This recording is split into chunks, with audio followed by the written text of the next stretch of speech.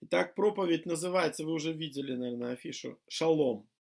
Многие спрашивали, ну не многие, но из тех, кто со мной общался, многие и в этом количестве спрашивали, почему я так приветствую людей, почему я так здороваюсь, почему не здрасте, почему я не произношу вот этот э, часто встречающийся в христианских кругах термин «приветствую», а использую это еврейское слово. Некоторые думали, что я такой азербайджанский еврей, были удивлены, что я не совсем еврей. Хотя, кто его знает, моя бабушка имела отчество Иосифовна, то, скорее всего, где-то там, если покопаться, то можно найти еврейские линии 100%.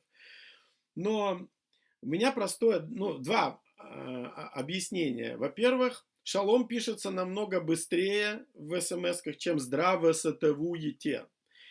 Э, Оно короче многих русских вариантов, ну, длиннее, чем привет, хотя, наверное, даже не длиннее. Но э, мне вот оно понравилось, потому что когда я узнал смысл этого слова, оно особенно меня зацепило. И слово шалом на самом деле имеет очень-очень глубокий смысл. Простой перевод это мир, но более глубокое еврейское понимание, иудейское понимание этого термина шалом обозначает не просто мир в отличие от войны, а мир как полнота во всех смыслах и самореализация во всех сферах личности человека. Человека и социума, в котором находится этот человек. Вот так евреи понимают это слово шалом. Шалом это восполнение всех базовых и самых высоких нужд человека. Если по пирамиде Маслоу смотреть, то вот все уровни, которые там отражены, шалом удовлетворяет.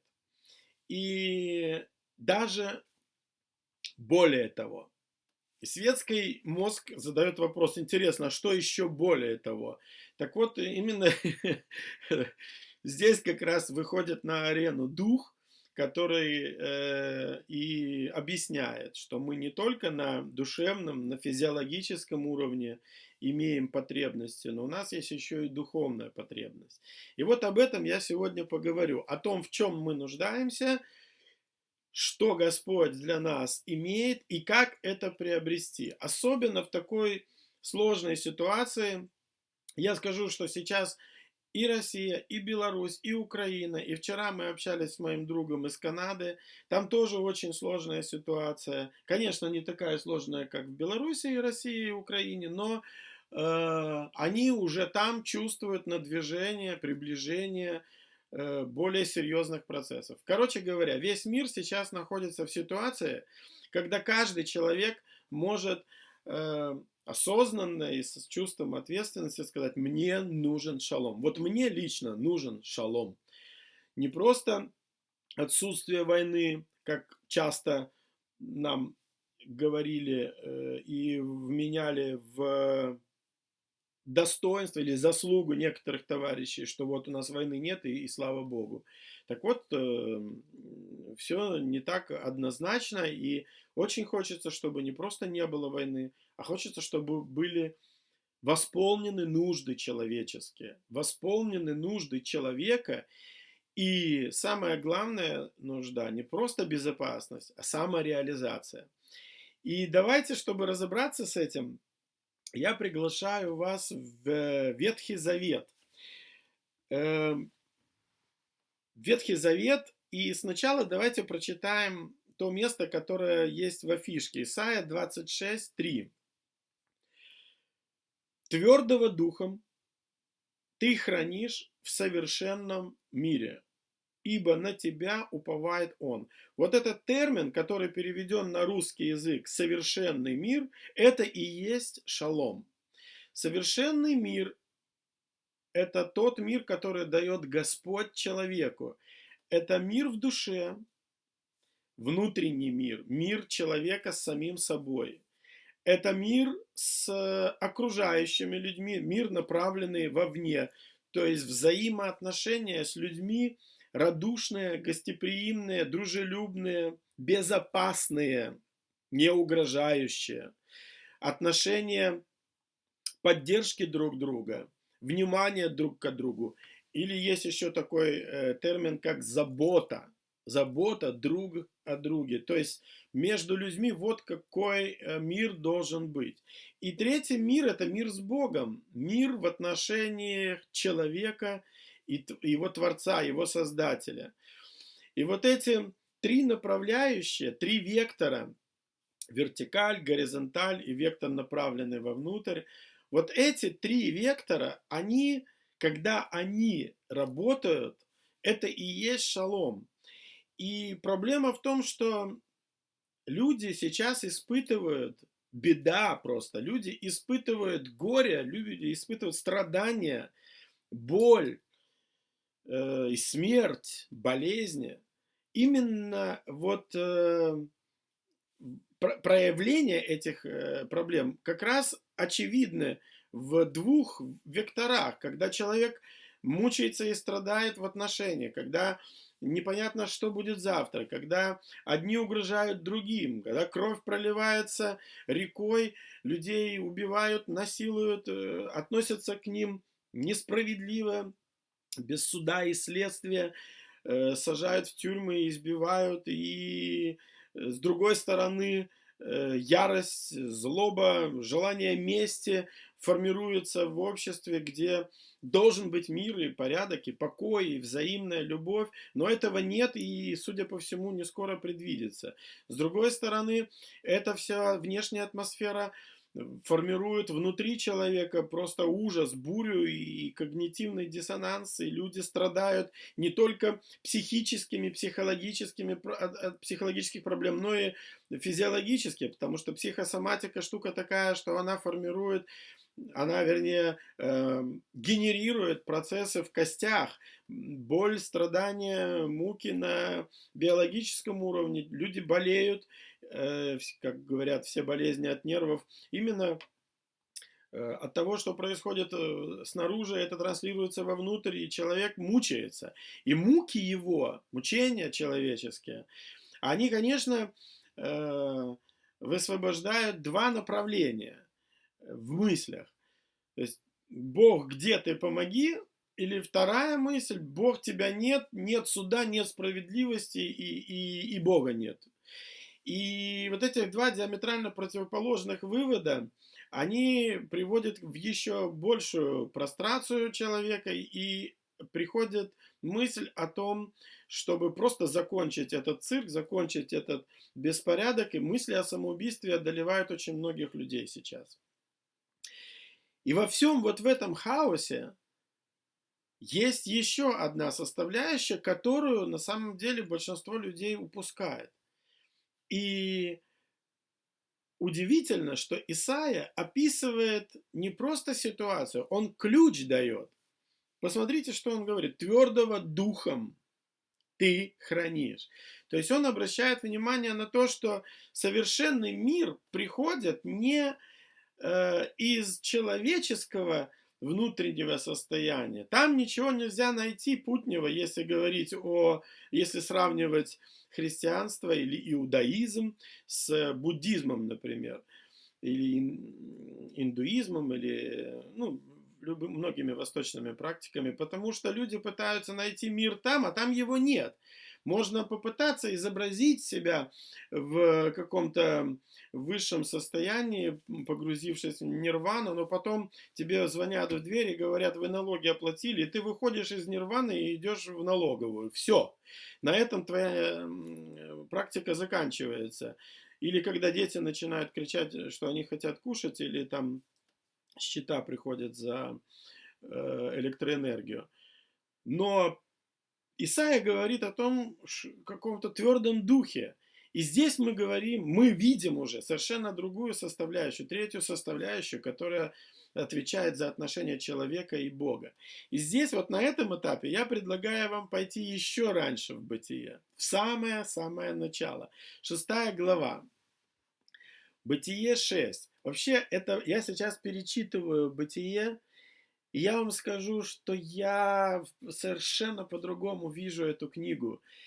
Я вижу то, чего не видел раньше, потому что был молод и, прямо сказать, глупее, чем сейчас. Э, Многие вещи я просто упустил.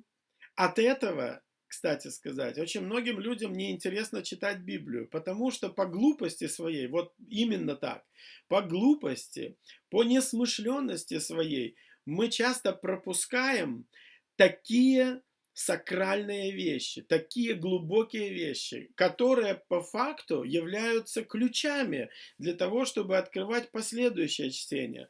Но поскольку мы это упускаем, нам очень сложно воспринимать Библию как книгу, которая действительно дает пищу, дает воду, живую воду. И я попытаюсь чуть-чуть приоткрыть завесу. То, что мне вот открылось, я хочу поделиться с вами. Итак, смотрите, Бытие 6:8. Давайте, ну, может быть, давайте, 7 стиха.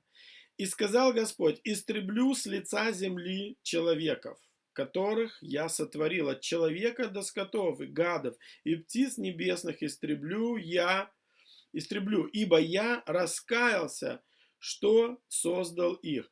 Нужно понимать, если в самом начале, с самого начала эту главу прочитать, вы уже наверняка ее читали, Бог был возмущен поведением людей на земле.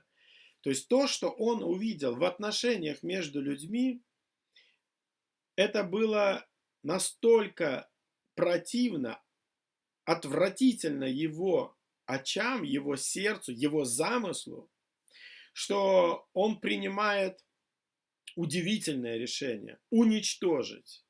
Вот такое чувство, как будто человек писал письмо, потом понял, что все не то, скомкал, бросил в огонь. Вот что-то подобное было в это время. Бог расстроился, Бог огорчился, написано раскаялся, что он вот это создал. Хотя ситуацию, которая его возмутила, создали люди, но он был в гневе, в ярости и в сокрушении от того, что натворили люди, его творение с той землей и с тем сообществом, которое к тому времени уже расплодилось и размножилось. И если внимательно читать, то вы увидите, что все, что там происходило, происходит и сейчас, по факту, в той или иной степени. Люди были злы, они были агрессивны. Это было необузданное в плотских похотях общество.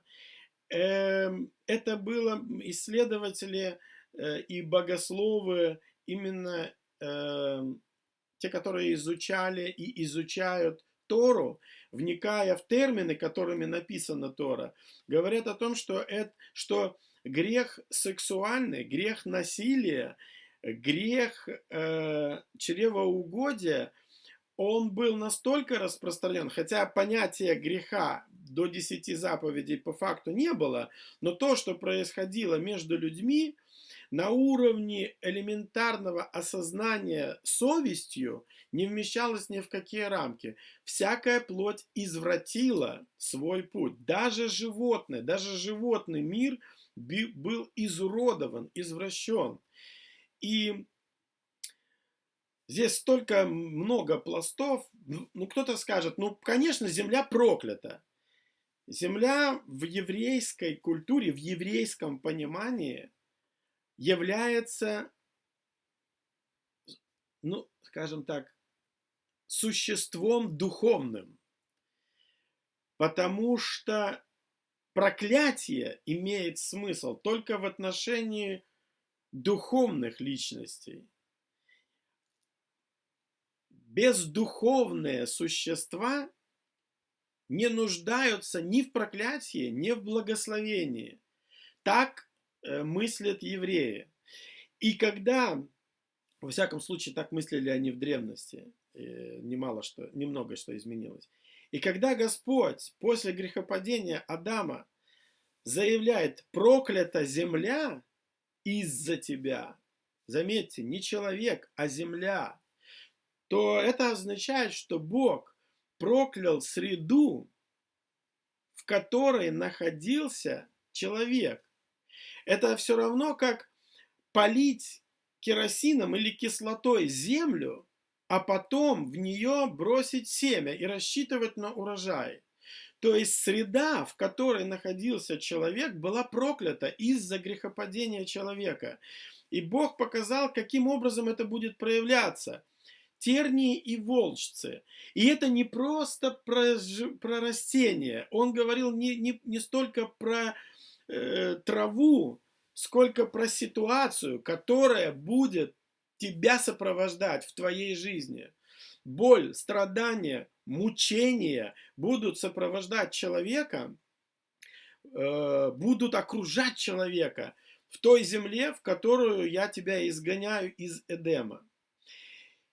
Удивительно, что во всем этом хаосе, во всем этом безумии, которое творилось к моменту, понимаете, 7 поколений прошло до потопа. И поражает, что вы только вдумайтесь, среди этого безумия люди жили, несколько сотен тысяч человек наполняли землю к тому моменту. И не было ни одного человека, на котором можно было остановиться и сказать, вот он праведен, кроме Ноя. То есть Библия говорит, 8 стих, Ной же, не потеряйтесь, Бытие 6 глава, 8 стих, Ной же обрел благодать пред очами Господа. Вот, вообще это удивительно, запомните эту мысль. Ной обрел благодать.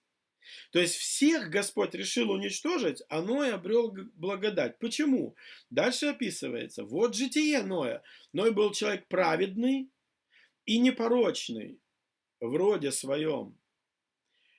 Это тоже интересная мысль. В еврейской культуре качество человека оценивается не только вот в сию секунду, но и в отношении времени. И опять же, термины, которыми описывается вот это состояние Ноя, говорят о том, что вот для той культуры в роде своем, вот в этом поколении, Ной был неплох, в отличие от всех остальных. То есть, если его сравнить с догреховным Адамом, то, конечно, у него были проблемки. Но по сравнению с теми людьми, которые наполняли ту землю в момент жизни Ноя, а надо сказать, что годы жизни были тогда до 600, до 700 лет, то вы понимаете, что по сравнению со всеми этими людьми Ной выделялся. Ной ходил перед Богом. Вот чем он выделялся. Ной был праведен и ходил перед Богом. Я полагаю, что он именно потому и был праведен, что ходил перед Богом. И здесь немножко отвлечемся на... существуют такие, знаете, стереотипы мышления, когда люди говорят, не мы такие, жизнь такая, вот эта жизнь нас вынуждает быть такими волками, с волками жить, по волчьи выть. То есть существует такая, грубо говоря, отмазка для человека. Ну а что ты хочешь, мы в таком мире живем, хочешь жить, умей вертеться. И мы становимся такими, как Лот когда-то стал частью такого странного народа, и он ассимилировавшись духовно с этими людьми, стал таким же. У него появились такие же привычки, такие же мысли. Он дочерей своих хотел отдать этим людям. То есть, вместо того, чтобы стать на защиту и сражаться до смерти, он согласился, ладно, вот изнасилуйте моих дочерей, гостей не трогайте, но все-таки гости. То есть, безумие окружения стало нормой для человека, для которого это должно было быть просто, осознанным, однозначным грехом, табу. И вот в этом безумном мире живет человек, который отличается от всех остальных. Я полагаю, ему было чрезвычайно тяжело. Я уверен, что Ною приходилось сражаться со своими мыслями, с желанием плоти, с соблазнами вокруг.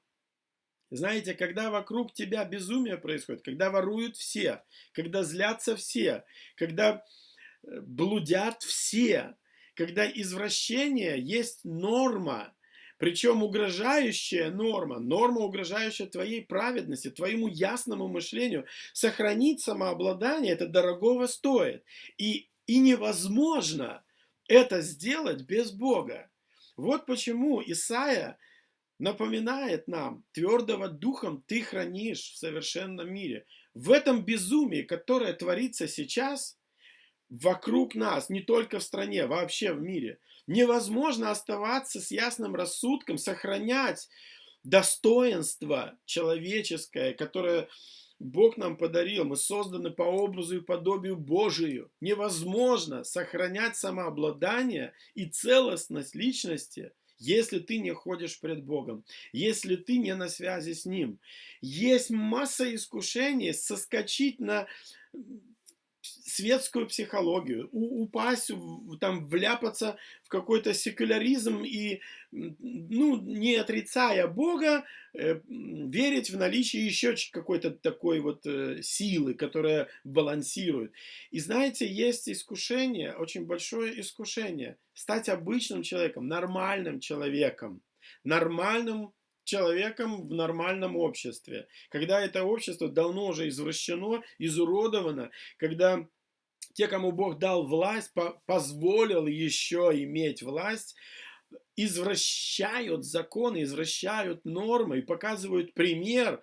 И это, ой, здесь вообще отдельная тема про сынов человеческих, которые стали входить к женам. Я здесь тут накопал мысли, это потом как-нибудь расскажу. Этому очень трудно противостоять. И здесь я еще хотел бы вернуться раньше немножко в истории бытие и коснуться ситуации с Каином. Как может мир, как он мог превратиться вот в такое безумие? Как люди могли стать такими жестокими, такими злыми?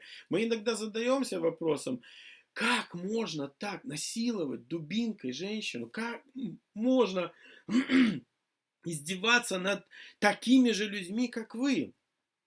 Как можно изуродовать жизнь другого человека настолько, что человек пытается покончить жизнью самоубийством прямо в зале суда, воткнув себе ручку в горло?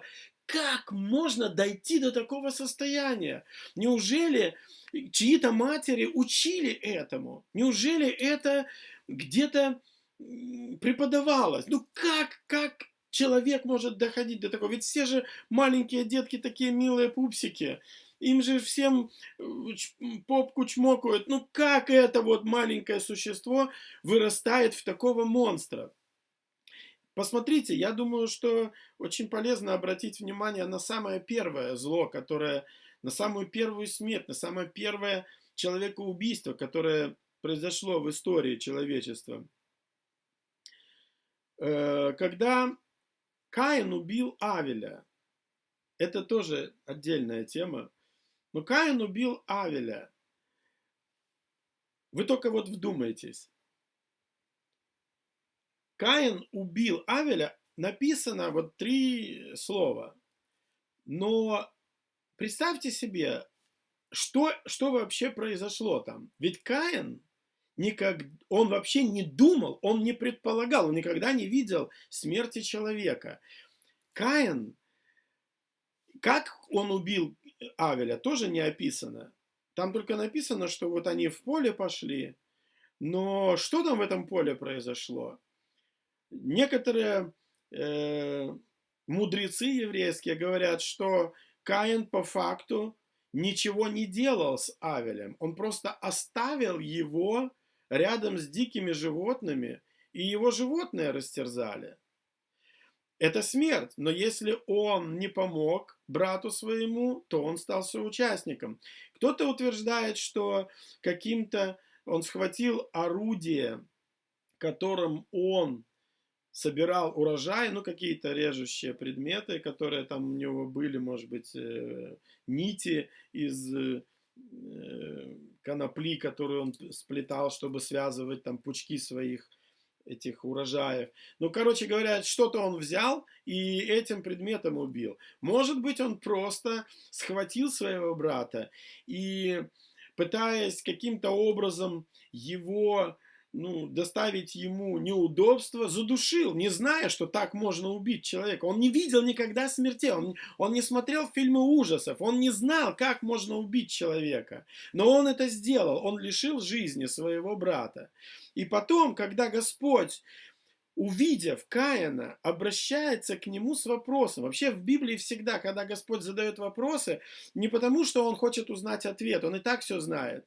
Он задает вопрос, чтобы мы увидели ответ, чтобы мы услышали ответ и ужаснулись, чтобы мы увидели в этом ответе себя, свои действия, свои поступки и пришли в ужас от того, что мы натворили. И он обращается к Каину и задает вопрос: почему ты так огорчился? Что у тебя, когда он жертву его не принял? Что с твоим лицом?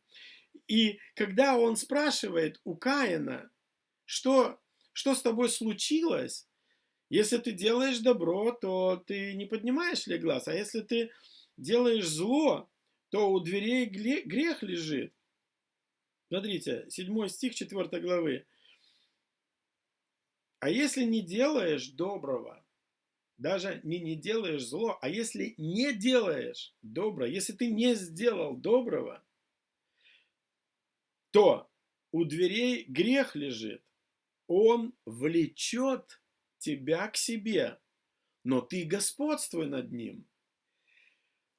Вот здесь есть такая мощная штука. Бог говорит, предупреждает Каина: я знаю твою греховную природу. Я знаю, что после Адама грех вселился в людей. Он не просто вселился, он не просто владеет тобой, ты не одержим.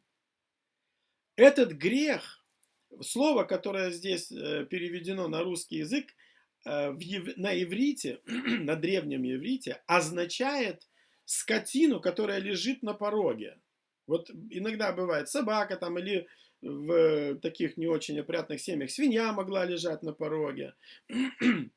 Еще что-то такое, корова там может развлечься, если порог большой. Ну, короче, здесь имеется в виду какая-то нечистая плоть, и, возможно, даже это могло быть какое-то жертвенное животное, которое приносили в жертву за грех, потом, впоследствии.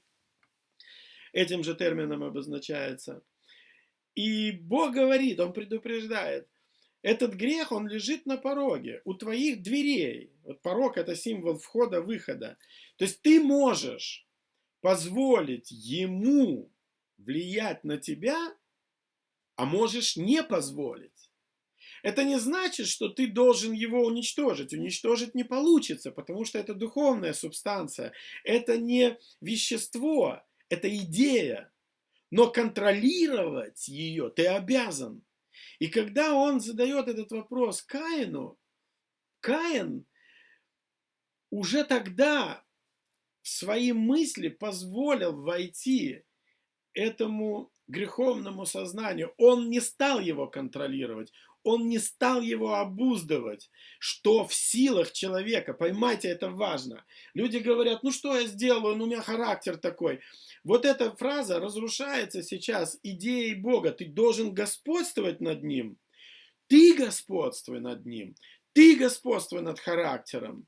Не характер должен вести тебя в бордель, а ты. Ты должен запретить своим устам произносить глупости. Ты должен запретить своим мыслям развиваться, разыгрываться, фантазии своей.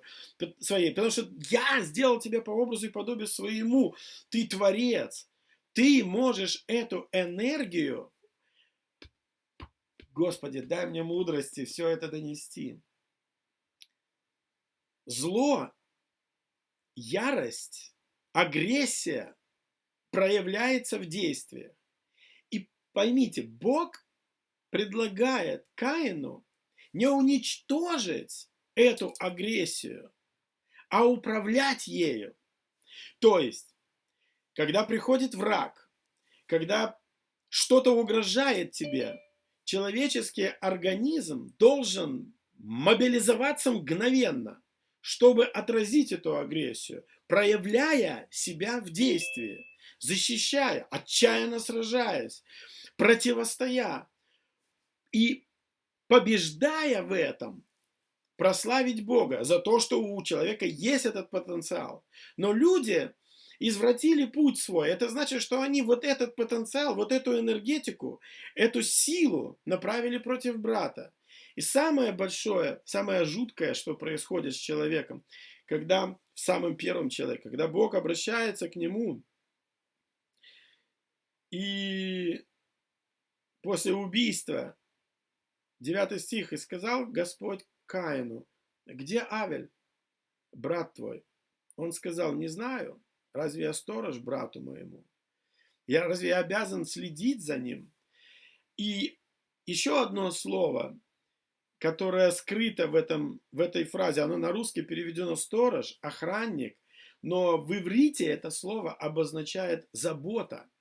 Разве я обязан заботиться? Вот так в Торе трактуется эта мысль. И по идее, он взрослый человек, он самостоятельный, он сам себе жертву придумал. Типа, что я должен за ним следить? Вот здесь кроется самая большая проблема Каина с точки зрения Бога. Даже не убийство. Убийство – это ошибка, это опрометчивый шаг, за что потом он поплатился. Но то, что было глубже в сердце, Бог хотел, чтобы братья заботились друг о друге. Иисус говорит: да любите друг друга. А Каин говорит: я не обязан его любить, я и заботиться о нем не обязан, я и следить за ним не обязан. Вот здесь самая большая трагедия Каина. Потому что Господь, создавая этот мир, очень хотел, чтобы люди служили друг другу, заботились друг о друге. Вы, братья и сестры. Вот какая главная идея. Когда не будет войн, когда люди будут заботиться друг о друге. Но из-за вот этого мерзкого, такого изуродованного, извращенного мышления Каин решил уничтожить брата. Почему? Потому что на жертву Каина не презрел Господь, не принял ее. Понимаете, он увидел эту жертву. И он понял, что да, для Каина это, видимо, жертва. Вот так решил Каин принести жертву. Но увидел Авеля, или правильно по-еврейски имя Гевель, что означает вообще суета, или пар, приходящий и исчезающий. Вот почему Авель так недолго жил. Его имя означает суетность, несостоятельность, безосновательность. Время пребывания короткое.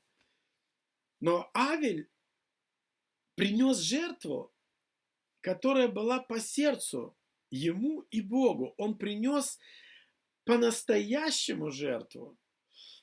И я уже как-то говорил об этом, но сейчас немножко шире. Чем отличается язычество, любой вид язычества, от христианства? В язычестве жертвы приносят ради Бога, ради того идола. Жертвы приносятся идолу. А в христианстве жертва приносится пред лицом Бога, но ради себя, из-за себя и для себя. И таким образом жертва говорит о сердце человека. Каин просто исполнил обряд. Он решил принести вот эти плоды, чтобы показать Богу: я тебя почитаю, чтобы потом снова пожать плоды для себя. Чтобы потом снова кушать морковку, капусточку. Это язычество, это вот чистой воды идолопоклонство. Ублажить Бога, там, дождебог или там тот, который молниями повелевает, или там какими-то другими стихиями, чтобы мне на земле было хорошо, чтобы урожай пришел. Авель принес другого рода жертву. Он принес жертву поклонения, он принес жертву благодарности. Вот мои стада, и лучшее, первое из них я отдаю тебе. Это говорит о сердце, о расположении сердца. Вот что значит ходить перед Богом. И здесь я знаю, что многие люди уже перестали жертвовать. Я знаю, что многие перестали приносить жертвы, уделять десятую часть, десятину. Ну, как бы это на совести каждого и по расположению сердца. Может быть, лучше действительно ничего не давать, чтобы не запутаться. Лучше от сердца давать. Но здесь очень важный момент. Бог увидел сердце через жертву. Что ты жертвуешь? Чем ты жертвуешь для Бога? Чем ты жертвуешь для себя? Что ты показываешь Богу? Чем ты говоришь с Богом? И удивительно, что Каин даже после разговора с Богом, после призыва Бога по факту раскаяться, покайся, Каин, что ты натворил? Даже после этого он говорит, я не обязан за ним смотреть был. Это твой младший брат. Ты первенец, на тебе ответственность. И здесь, опять же, многие богословы, еврейские богословы, я сейчас много изучаю именно вот этого еврейского контекста Ветхого Завета, потому что, как ни крути, он был все-таки в глубине еврейского понимания, еврейской философии. Вы знаете, что там обнаруживается? Каин был первый, он имел первенство. И написано, что он принес жертву. А потом, если внимательно читать, и Авель решил принести жертву. И почему он решил принести жертву? Мудрецы утверждают, что когда Каин принес свою жертву, Авель увидел, что это не то. Он почувствовал, что это не то, что хочет Бог. Каким-то внутренним ощущением, интуицией, духом Авель понял, что эта жертва неправильная. И он принес от первородных стада своего. Таким образом, пытаясь защитить брата от неправильного жертвоприношения. А Каин увидел в поступке Авеля соперника. Ты младший, я главный. Помните, когда Иов приносил жертвы за всех своих детей, понимая свою ответственность за свою семью? Иов приносил жертвы, будучи главным, будучи старшим в семье, старшим мужчиной. Эта ответственность лежала и на Каине. Но Каин ошибся. Авель исправил эту ошибку. И вместо того, чтобы Каин поблагодарил Авеля за то, что Господь сохраняет отношения с ими обоими, он убивает его из ревности, из страха, что появился соперник. И убив Авеля, он думал, что теперь он будет единственный, кто будет действовать правильно, и чью жертву Бог обязательно должен будет принять, вынужден будет принять. Эта драма продолжается до сих пор. Кто-то совершает ошибки, кто-то пытается исправить эту ошибку, но его убивают, потому что слишком много ярости, слишком много злобы, слишком неприятно и слишком опасно, будучи главным, будучи старшим, иметь рядом с собой того, кто мудрее. Младше, но мудрее, умнее. И самое удивительное, достойнее. И это больно. Это очень тяжело. Это очень сложно. Признать собственную несостоятельность. И поколение Каина, представьте себе, 7 поколений. 7 поколений привели эту землю в безумие, в извращение. Потому что из поколения в поколение Авель был мертв. Каин транслировал эти мысли, эти идеи, этот пример. Если просмотрите жизнь Ламеха, то тот еще даже и хвастался тем, что он поубивал там всех. Этот пример стал нормой. Этот абсурд стал нормой в первобытном, допотопном поколении людей. И знаете, я так рад, что у Бога все-таки был план. Он нашел Ноя, который ходил перед Богом, который таки овладел, который научился управлять тем грехом, который лежит на пороге. Он научился контролировать свои эмоции. Он научился действовать так, как того хочет Бог. Он стал управлять характером. Он стал управлять этими обстоятельствами. Он стал противостоять этим обстоятельствам. Он научился этому. И поэтому обрел благодать. И знаете, что удивительно, кроме всего прочего? Ведь Ной был женат, вы помните, там Ной вошел с женой со своей и с 3 сыновьями и их женами. Так вот, жену Ноя зовут Наама, звали Наама. И парадокс заключается в том, что Наама, Ной потомок Сифа, а Наама его жена.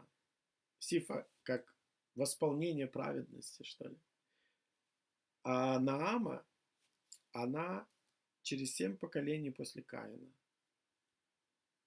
Внучка Каина.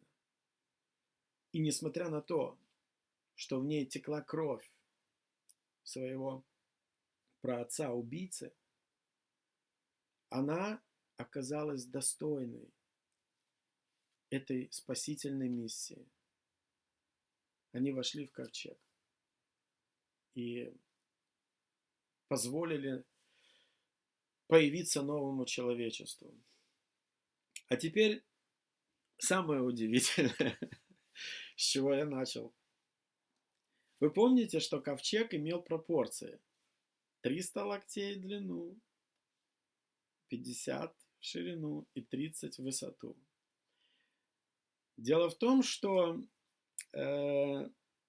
не хочу вас загружать этим сильно глубоко, но существует такая, знаете, в еврейской культуре существует такая наука, гематрия называется.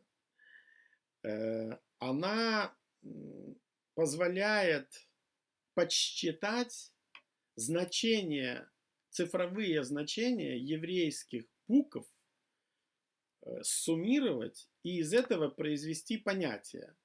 Ну, то есть в еврейской письменности, в еврейском алфавите нет цифр. У них каждой букве присвоено свое значение, цифровое значение, число. И вот если соединить, сплюсовать пропорции корабля Ноева ковчега, который построил Ной по размерам Божьим, то получается 380. Так вот, 380 по Кемантии как раз и обозначает слово или термин, или понятие шалом.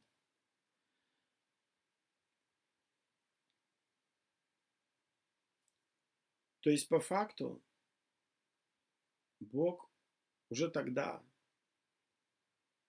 вывел человека из хаоса, из безумия, ввел в свой шалом. Вокруг был шторм, вокруг была стихия, вокруг было безумие, а внутри был шалом. И именно этот Божий шалом помог сохраниться Ною и его семье и дать начало новому рождению. И моя молитва о том, чтобы, дорогие мои, что бы ни происходило вокруг, во-первых, постарайтесь сохранить мир внутри, шалом внутри себя. Во-вторых, просто мобилизуйте себя, заставьте себя, приучите себя иметь, насколько это возможно, как Павел пишет, мир с окружающими людьми. Мир не значит там лобызаться, целоваться или льстить, а выстраивать отношения настолько грамотно, чтобы максимально, насколько это возможно, избежать убийства, избежать смерти, избежать духовной или душевной смерти человека. И третий момент. Нам нужно научиться иметь шалом, мир, отношения с Богом. Это по факту главное. От Него все происходит. Давайте будем всегда на связи с Господом. Давайте будем всегда на связи с Его Словом. Изучать Его, исследовать, благодарить Бога за то, что Он нам уже дал. И тогда у нас будут силы проходить и пандемию, и политические, социальные, культурные катаклизмы. И несмотря на то, что творится вокруг, какое безумие творится вокруг, Бог будет давать мир внутри. И этот мир будет настолько очевиден, что кому-то захочется иметь это же самое. И у тебя спросят однажды, как тебе удается, как ты умудряешься, как у тебя это получается. 10 человек ухватятся за полу одного иудея и будут просить показать Господа. Вот о чем мечтает наш Господь. Я вас очень люблю, я вас благословляю. И пусть это слово, пусть эти мысли, эти исследования, может быть, откровения для кого-то, помогут вам формировать ваше поведение, вашу жизнь, помогут вам стоять твердо, четко, ясно в этом безумном мире. Я верю, что у Господа для каждого из нас достаточно благодати.